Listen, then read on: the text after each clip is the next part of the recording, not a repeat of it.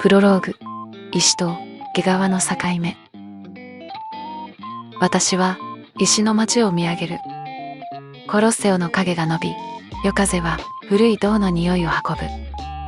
台座の上ではメス狼の象が双子を抱き、地上では私が焼きを抱く。神話は冷たく、体温は暖かい。どちらも私だ。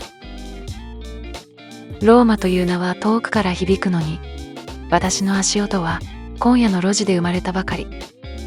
石と毛皮、その境目で物語は静かに始まる。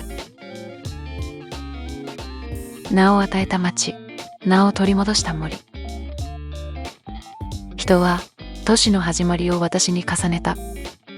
川辺の赤子と乳を分けるメス狼、語り継がれた物語。真偽は神々の仕事としても、狼に自分たちの出発点を託した事実は、私の宿命を少し温かくする。広場の博物館にあるブロンズの女神像は、長く古代の証と語られてきた。けれど代表的な研究では、中世の鋳造の可能性が高いとされ、双子は後から加えられたという説もある。物語は古く、像は少し若い。それでも人が狼に重ねた願いは古びない。町が名を与えたなら、森は私に名を返す。アペニン、アルプス、ブナの影、雪解けの沢。地形は下の上の味みたいに違い、それぞれが別の遠吠えを生む。骨と毛と走り、体の設計図。私の骨格は走るために細く、噛むために強い。前足は地面を読み、後ろ足は地面を押す。体は中庸、重すぎず軽すぎず、雪にも岩にも幅で答える。視線は遠く、耳は風へ、鼻は夜の新聞を読む。匂いという生地は獲物の歩数分だけ増える。歯は活字、肉に尖った分を刻む。姿形は場所で少し違う。イタリアの同胞はしなやかで、毛並みに暗い帯、尾の先に黒が残りがち。そう伝えられてきた。骨の形や遺伝に独自性を示す研究もあるが、どこまで別物かは議論の途中。私に大切なのは、走って息をつなぐこと。その連続だ。群れという約束、家族とルール。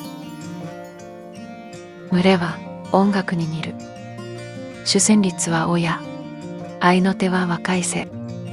この高い声は未来のメトロノーム。群れの大きさは変わる。季節と獲物で姿を変え、必要な数だけ集まる。時に4、5、時にもっと。大切なのは数より役割。先を切るもの、後ろを守るもの、風上に立つもの。遠吠えは地図であり、日記で挨拶でもある。森の壁で増幅し、谷で丸くなる。声で位置を合わせ、無駄な争いを外す。静かな夜ほど戦いはいらない。獲物の地図、イタリアという食卓。食卓は季節で模様替え。ブナの実が豊かな年はイノシシが肥え、追う私たちの動きも変わる。老婆やノロジカが多い土地では森の淵が要所になる。私たちのご飯はもともと野にある。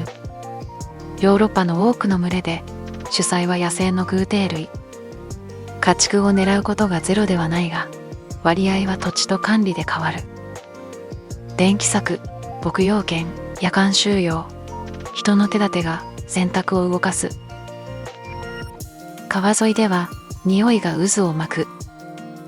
水は体温を隠し、風はそれを暴く。鼻は迷路をほどき、足は最短を選ぶ。けれど子育ての季節は最短より安全が勝つ。森が慎重さを教える。法と遠吠え、守られ方が変わるとき。人の国には紙でできた牙がある。法律という牙だ。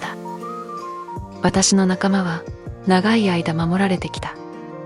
イタリアでは特に守られる仲間として扱われ、狩りは禁止されている。一方、ヨーロッパ全体の規則は揺れる。近年の議論を経て、守られ方の段階が見直され、より柔軟な管理を可能にする流れが生まれた。紙の牙は形を変えるが、守るという意思は消えない。と、公は説明する。守りが変われば、対話の質が試される。地区主の不安、野生の必要、地域の慣習、保障と予防、科学と感情。紙の上の整った文を山の風で実感に変えるには具体がいる。策、犬、見回り、学び。遠吠えは争うためだけじゃない。届く距離を測る声でもある。絶えず戻る。滅びかけと回復の記憶。私たちは一度細い糸になった。20世紀半ば、毒と罠、誤解と恐れで糸はほどけた。山に残ったのはいくつかの影だけ。それでも影は増えた。法律が支え、公の向きが変わり、獲物が戻り、森がつながり、道を取り戻した。ヨーロッパの多くで大きな捕食者が再び生きられるという事実が静かに積み上がった。イタリアでも近年の全国調査は仲間の推定を示す。数はただの数。でも方向は語る。細い糸は3000を超える網目になった。アルプスにもアペニンにも足跡が増え、空白は少しずつ埋まった。これは増えたの一言では終わらない。人の暮らしに近づけば摩擦も増える。だからこそ数と同じだけ方法がいる。被害を減らすにはどこで折り合う。私たちの回復は対話の作法の試練でもある。教会の歩幅、縄張りと旅程。地図は持たないが教会は知っている。教会は匂いで書く。風下の草、角の石、古い倒木。そこに通った家族だという印を置く。縄張りの広さは一定じゃない。獲物が多ければ小さく、乏しければ広い。森の質、谷の向き、人の道。状況次第で面積は呼吸のように伸び縮みする。群れの大きさが同じように動くとは限らない。役割が満ちれば数は増えないこともある。旅は慎重。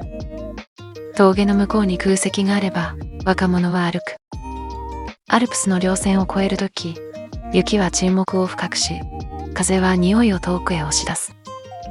私は足裏で雪質を読み、耳で空間の広さを測る。エピローグ、明日の匂い。夜明け前、街の象は冷たい呼気を吐き、私は温かい体で一日を始める。金属のメス狼は永遠を演じ、私は今を演じる。神話は過去を照らして今を語り、科学は今を測って未来を描く。どちらの線も私の遠吠えに重なる。明日の匂いはまだ不明。雪は減るか、獲物は移るか、人の都合はどちらへ向かうか。私は耳を澄まし、教会を嗅ぎ、家族の歩幅を合わせる。そして森と町の境目でそっと言う。聞こえるかい？私はここにいる。あなたの物語の中だけでなく、あなたの窓の外にも